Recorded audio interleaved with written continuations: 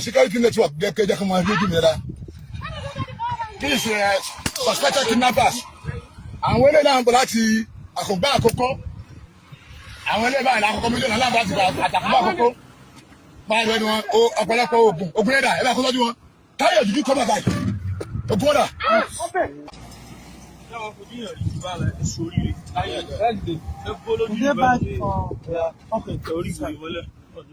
Inú báàgì náà wà. Báàgì náà.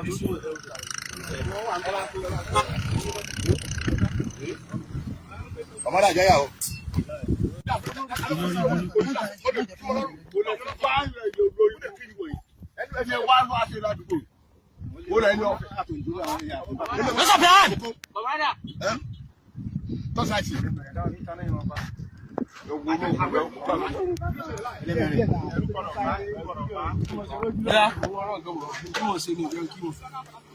Síbi ọ̀bẹ̀rẹ̀ o. Ẹ bá kó ogbẹ síbẹ̀. Ẹ rí gbogbo oògùn tó ń dè mọ́ olórí burúkú oògùn tó ń lò tán ní mú náà rèé o.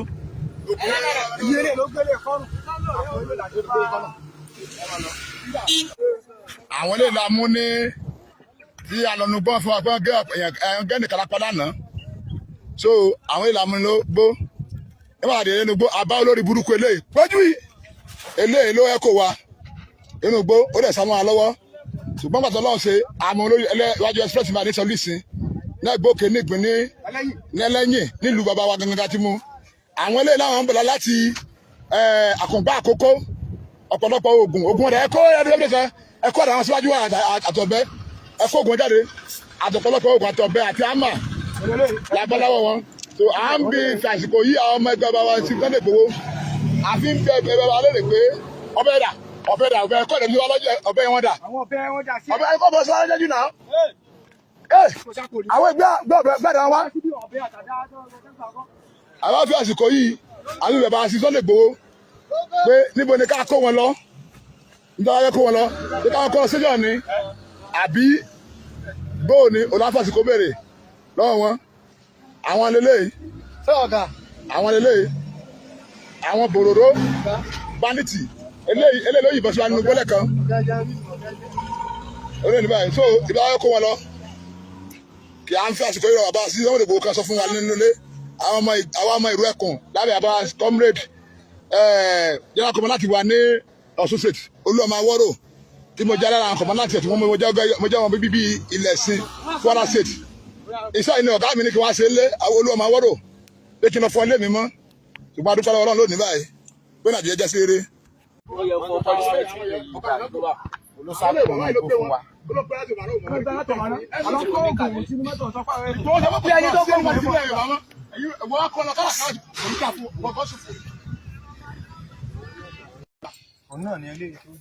Coverage.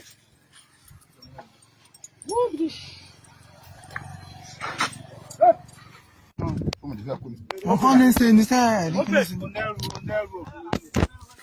Eléyìí ló sọ mọ́ wa lọ́wọ́ nínú gbó. Ìgbà táwọn jáde, àwọn ìlà ọkọ̀ mú nílé. Wọ́n láwọn ń bẹ̀ láti Àkùngbá Àkókó. Àkùngbá náà ti ń bọ̀. Àkùngbá Àkókó ní Ondo state. Bàtà mú wọn, wọ́n tá a bá lọ́wọ́ wọn ní. Wẹ́dà sísọ̀s. Ọ̀bẹ rà. Wẹ́dà ọ̀bẹ àti ògùn àti àmà. Honda. Ọbẹ̀ ẹ̀dà àtàwọn ọ̀pọ̀lọpọ̀ ogun. Ọbẹ̀ ẹ̀dà ẹ̀kọ́ kalẹ̀ ẹ̀kọ́ àwọn kan ẹ̀kọ́ kalẹ̀. Ọbẹ̀ ẹ̀dà àtọ̀pọ̀lọpọ̀ ọbẹ̀ ẹ̀dà. So ìgbàtà sáà mú wọn àti ń bá wọn ilé náà. Wọ́n náà wọn lọ kára. Gbogbo wọn pátá bòrò ni wọ́n. Jẹ̀ka kò bẹ̀. Àwọn bòrò ni wọ́n. Bòrò pọ́npẹ́lẹ́ ni gbogbo wọn báyìí. Ìrú ẹ̀kọ́ àwọn ìgbójú sókè eléyìí ló sọnù àárín nugbó nígbàtàdé adé pọ́ọ̀tì yẹ àjọyà nígbàtàdé pọ́ọ̀tì yẹ eléyìí tó àwọn alúgbó lélẹ́yìí tó sábà nínú gbọ́dọ̀ àyípadà express so àdúpẹ́ lọ́wọ́ ilẹ̀ Yorùbá àdúpẹ́ alálẹ̀ Yorùbá ìpè ọwọ́ àtẹ̀wọ̀n ọwọ́ ìròyìn ẹkùn security network ẹ̀rọ bàbá Bùsí Sunday Igboho òòṣà kí bàbá pẹ́ o ọwọ́ àti tẹ gbogbo wọn báyìí lójú ọ̀nà àwọn ọmọ ọ̀dọ́ ẹkùn ní orúkọ tèmi ní kọ́mọ̀nàtì Adéyìn Máyọ̀wá tí mo jẹ́ kọ́mọ̀nàtì lẹ́gbẹ̀rẹ̀ local government tí mo jẹ́ mọ́gí bíi ìsọ̀lùsí àwọn ilé àwọn bandits ilé tọ́wọ́ wa tó wọn.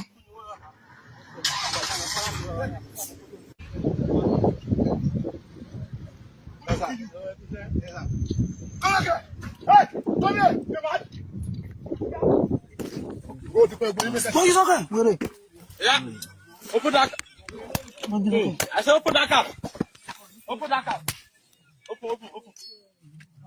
Hello. Yes, ma. Ọjọ́ dákẹ́.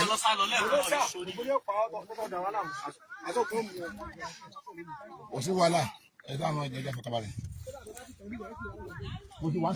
Sàdánkátà fún gbogbo àwọn èrò ẹkùn látòrí ọ̀gá wọn tí ó jẹ́ Sunday Igboho Chief Sunday Igboho sọ́rí ẹ̀yin tèmi ẹ ti rí iṣẹ́ takuntakun tí wọ́n ṣe báyìí ẹ rí àwọn bandits tí wọ́n mú ẹ rí àwọn nǹkan tí wọ́n gbà lọ́wọ́ wọn ẹ̀yin tèmi ṣé kàn fi wọ́n lẹ̀ ní àbí kí wọ́n máa lọ kí lè dẹ̀rọ̀ wípé kàn ṣe sí àwọn bandits yìí ẹ gbìyànjú láti tẹ̀ sí comment section ó tún dọjọ́ mi ọjọ́ rẹ̀ ó dìgbà.